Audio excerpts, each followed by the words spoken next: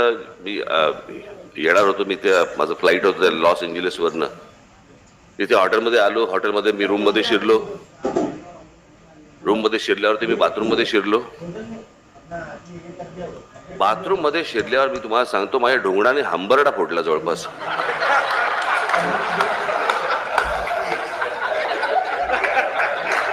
तो jet spray तिकडे बघितल्या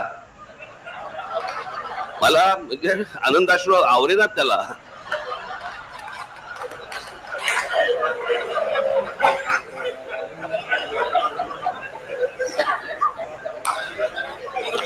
खरं सांगतो माहित आहे त्याची मजा काय असते ती.